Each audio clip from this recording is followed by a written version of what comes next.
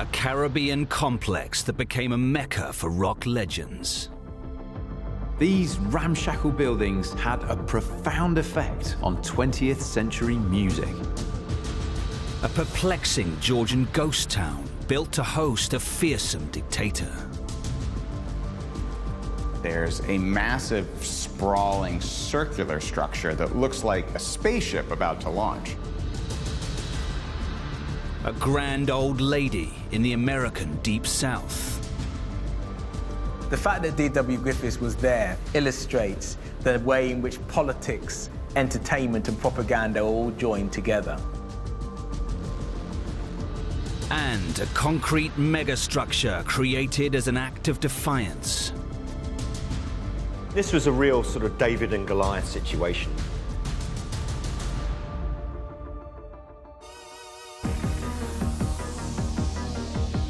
Decaying relics, ruins of lost worlds, sites haunted by the past, their secrets waiting to be revealed.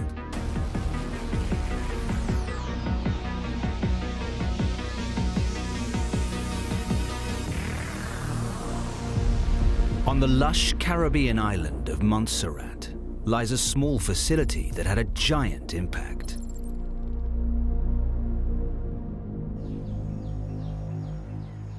Montserrat is kind of a tropical paradise. Beautiful beaches, jungles, and a very impressive volcano jutting up in the middle of everything. Hidden amongst the dense vegetation is what appears to be a decaying vacation home. It looks like it was a great villa with a pool and all these buildings. But this swimming pool is filled with rank water. Roofs are caving in, walls are collapsing. Traces of a highly technical operation suggest that this place was more than just a holiday home. There are these rooms that look almost like police interrogation rooms. This is a place most people have never heard of, but everyone's heard the work that came out of here.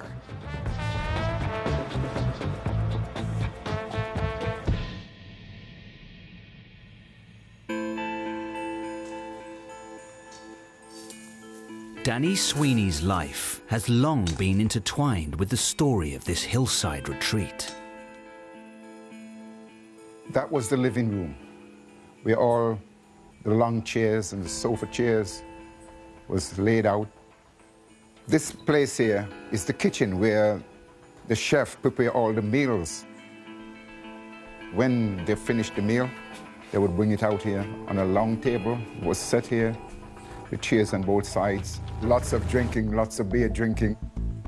But it wasn't just built for relaxation. This was a place of work.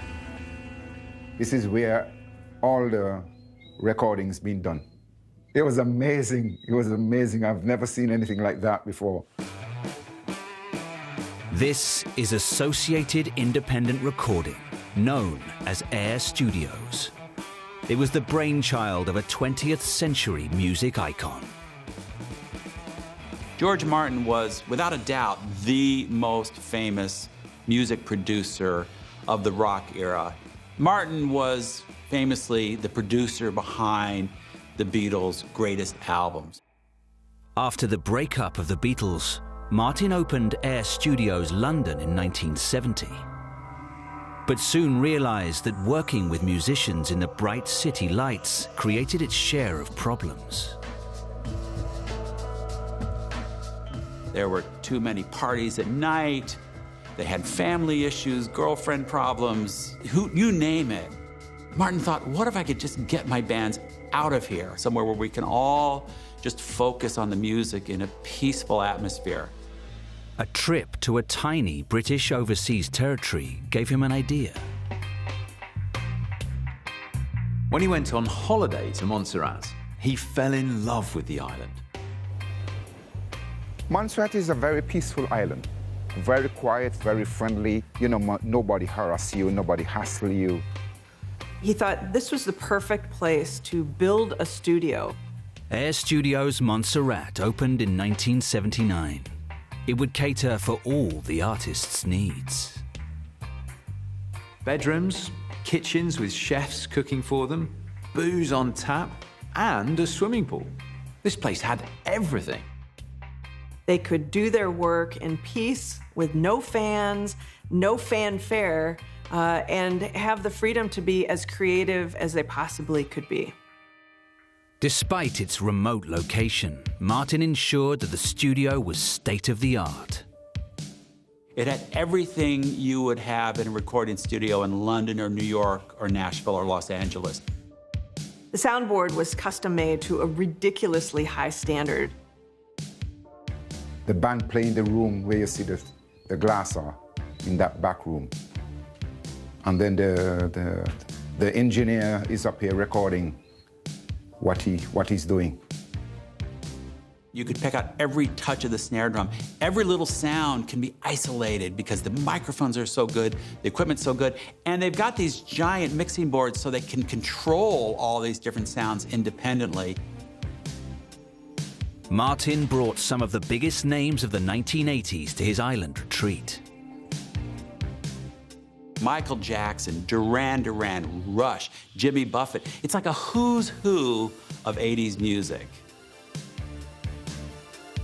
Some truly monumental albums were made there. Dire Straits' Brothers in Arms, Elton John's Too Low for Zero, Synchronicity by Police.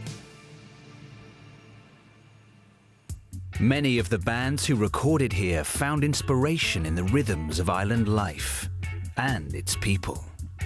When Danny visited a local bar with Dire Straits and danced with their wives, he became enshrined in rock and roll folklore. They have a band called Burning Flames from Antigua, very famous Antiguan band. And they started playing, and the music moves me. We dance and dance and dance and dance. Little did he know that Dire Straits singer-songwriter Mark Knopfler was taking notes. Soon afterwards, the band brought Danny up to Air Studios. I was feeling a bit timid into the studio. And Mark said, do you want to hear what we are doing, what our music? And he started playing Walk of Life.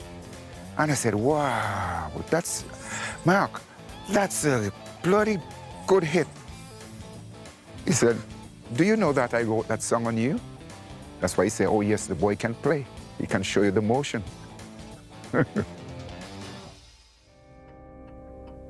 Air Studios produced some of the most memorable music of the 1980s.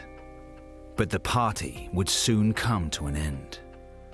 The Rolling Stones were there in 1989 to record their album Steel Wheels. Unfortunately, they're going to be the last band to record at Air Studios.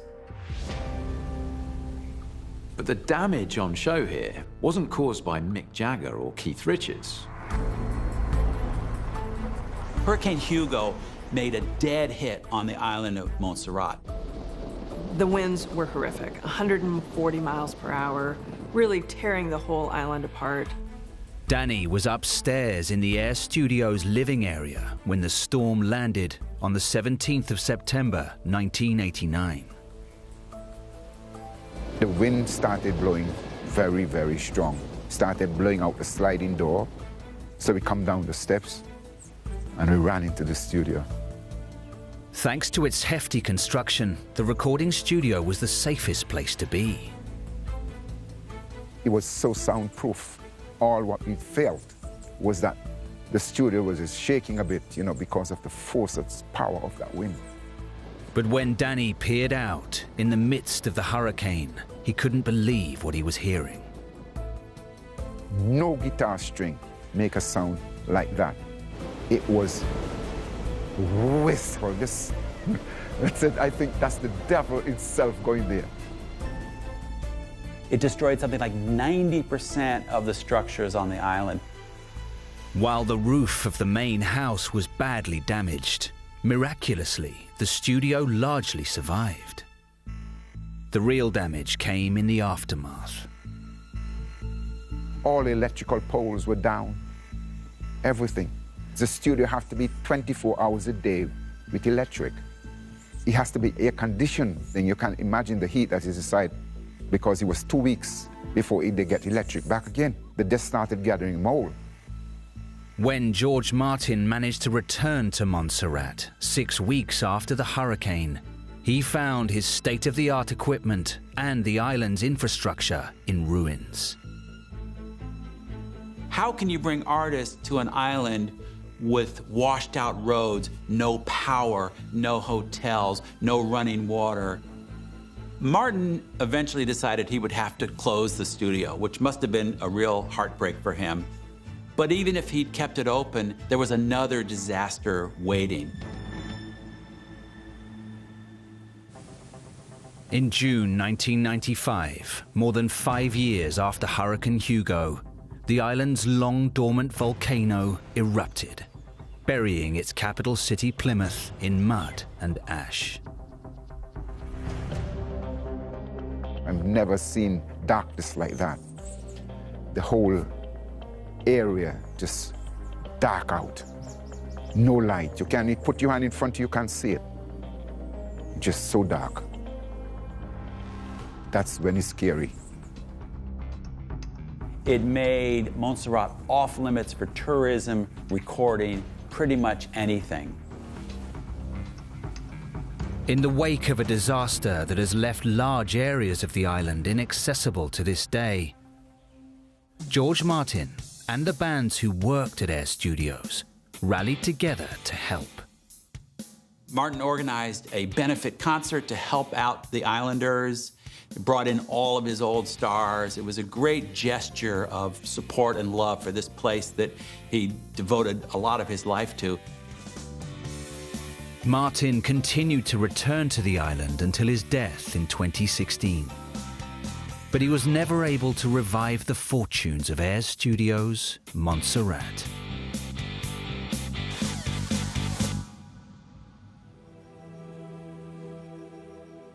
For generations, the music produced here provided a soundtrack to people's lives. But a shifting industry was bringing the world that created Air Studios to an end. By the 1990s, the whole model of recording rock albums, the way they did it on Montserrat, that was changing. And that meant that the idea that a band could move off to some tropical location for weeks on end, those days were gone. Danny would like to see this musical monument preserved for the future. I think it should be upgraded and put into a museum that people can come and see where all these songs were produced. In eastern Finland,